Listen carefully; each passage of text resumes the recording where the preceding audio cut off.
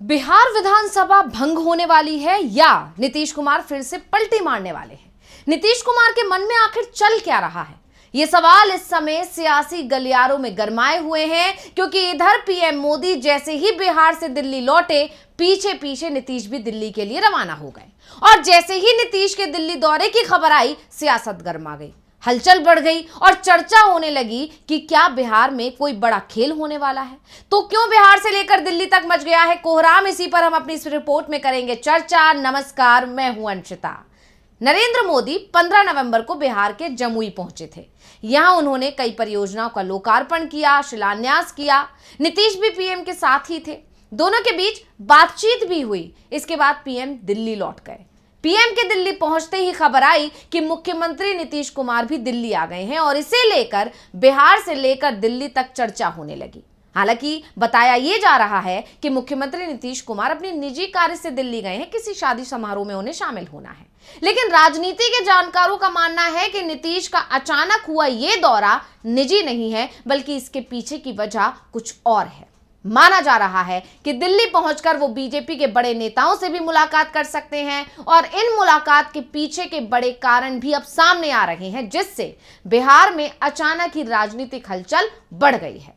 तो मुख्यमंत्री का ये दौरा 2 दिनों का है। ऐसे में 2 दिनों के अंदर दिल्ली में वो किन किन नेताओं से मुलाकात करते हैं, इस पर भी नजर रहेगी। आपको बता दें कि बीजेपी के बड़े नेताओं का लगातार बिहार आगमन हो रहा है। ऐसे में ये दौरा काफी अहम माना जाने लगा है। खबर यह भी है कि नीतीश कुमार की मुलाकात दिल्ली में गृह मंत्री अमित शाह से भी हो सकती है, तो नड्डा से भी उनके मुलाकात का कार्यक्रम तय माना जा रहा है। वैसे नीतीश कुमार मुलाकात तो पीएम मोदी से भी करना चाहते थे, लेकिन पीएम मोदी विदेश यात्रा पर निकल गए। ऐसे में ये सवाल जरूर उठ रहे हैं कि जमुई में पीएम मोदी से नीतीश की ऐसी क्या बातचीत हुई कि नीतीश कुमार तुरंत दिल्ली आ गए। सीएम नीतीश के अचानक दिल्ली रवाना होने के बाद ये कयास लगाए जा रहे हैं कि विधानसभा चुनाव जिन्हें नवंबर 2025 में होना है, उनके लिए सीट बंटवारे को लेकर चर्चा हो सकती है। वहीं दावा तो यह भी किया जा रहा है कि नीतीश कुमार चाहते हैं कि बिहार में विधानसभा चुनाव दिल्ली के साथ ही करा लिए जाएं। दिल्ली विधानसभा के चुनाव फरवरी में होने हैं। फरवरी में चुनाव कराने का सबसे बड़ा कारण यह माना जा रहा है कि क्योंकि पूरे देश में इस समय मतदाता सूची बनाने का काम चल रहा है, जो हर साल इसी समय होता है। चुनाव आयोग पूरे देश की मतदाता सूची को जनवरी के पहले सप्ताह में अपडेट करता है। ऐसे में अगर जनवरी के पहले सप्ताह या दिसंबर के आखिर में नीतीश कुमार विधानसभा को भंग करते हैं, तो फिर चुनाव आयोग आसानी से दिल्ली के साथ बिहार विधानसभा के चुनाव भी करा सकता है। लेकिन सवाल सिर्फ ये है कि क्या बीजेपी समय से पहले विधानसभा चुनाव कराने को तैयार होगी, जबकि उसे इस बात का एहसास है कि चुनाव के बाद उसे कोई फायदा नहीं होना है, नुकसान ही होगा। अभी बीजेपी के पास 79 सीटें हैं और यह दावा किया जा रहा है कि सीट बंटवारे में बीजेपी को 100 से कम सीट लड़ने को मिलेगी और 100 सीटों में 79 सीट जीतना उसके लिए बेहद मुश्किल है। ऐसे में बीजेपी के नेता ही ये कह रहे हैं कि चुनाव जल्दी होते हैं और एनडीए की सरकार बन भी जाती है तो इसमें बीजेपी का दबदबा इस बार कम हो जाएगा, इसलिए चुनाव समय पर ही कराए जाने चाहिए। तो दूसरी तरफ नीतीश कुमार बीजेपी हाईकमान पर लगातार दबाव बना रहे हैं कि विधानसभा भंग करके जल्दी चुनाव करवाए जाएं। वैसे नीतीश की कोशिश तो लोकसभा चुनाव के साथ ही विधानसभा चुनाव कराने की थी, लेकिन बीजेपी हाईकमान इसके लिए तैयार नहीं हुआ था। लेकिन अब नीतीश कुमार एक बार फिर से बीजेपी पर दबाव बना रहे हैं। अब यह भी कहा जा रहा है कि नीतीश का सब्र इसे लेकर टूटता दिख रहा है। अब अगर आलाकमान ने उनसे किया वादा पूरा नहीं किया तो वो कोई फैसला लेने के लिए मजबूर हो सकते हैं। हालांकि जब पीएम मोदी एक कार्यक्रम के लिए बिहार पहुंचे तो एक वीडियो भी सामने आया था। वीडियो में देखा जा सकता है कि नीतीश कुमार पीएम मोदी के पैर छूने के लिए झुकते हैं और इस वीडियो ने नई चर्चाओं को जन्म दे दिया था कि नीतीश कुमार कहीं नहीं जा रहे हैं। जो खबरें चल रही हैं कि नीतीश पलटी मारने वाले हैं, उन खबरों का कोई आधार नहीं है। नीतीश और बीजेपी के रिश्ते अभी इतने ज्यादा नहीं बिगड़े हैं कि नीतीश कुमार पलटी मार जाएं। लेकिन पीएम मोदी जैसे ही दिल्ली लौटे, नीतीश कुमार भी दिल्ली के लिए रवाना हो गए और इसके बाद से चर्चा ने एक बार फिर जोर पकड़ लिया कि बिहार में कोई खेल होने वाला है। राजनीति के जानकारों का कहना है कि नीतीश कुमार इस बार आर पार के मूड में हैं। पहला, चुनाव से पहले वो बिहार के लिए विशेष आर्थिक पैकेज की मांग करेंगे और दूसरा, विधानसभा भंग करने का जो मामला पहले से ही चला आ रहा है वो है ही। इसके अलावा कई और अहम मसलों पर भी बातचीत हो सकती है, क्योंकि बीजेपी के सहयोगी दल लोजपा ने पहले ही विधानसभा चुनाव 2025 का शंखनाद कर दिया है। वैसे ऐसा भी नहीं है कि बीजेपी और नीतीश कुमार के बीच सब कुछ ठीक है। टकराव तो चल रहा है, लेकिन अभी बीजेपी हाईकमान को नीतीश की जरूरत है, क्योंकि नीतीश के बिना दिल्ली की सत्ता भी हिल जाएगी। इसलिए नीतीश को वो ज्यादा नाराज भी नहीं कर रहे हैं, लेकिन नीतीश को ये भी बताती रहती है कि बिहार में वो ही बड़े भाई की भूमिका में है। नीतीश कुमार सीएम भले ही हैं, लेकिन बीजेपी की मेहरबानी से। तो नीतीश को अपनी ताकत का एहसास है। उन्हें पता है कि बीजेपी को बिहार में सत्ता सुख उनके चलते ही मिल रहा है, और इसी के वजह से नीतीश के तेवर पिछले दिनों काफी तल्ख रहे थे।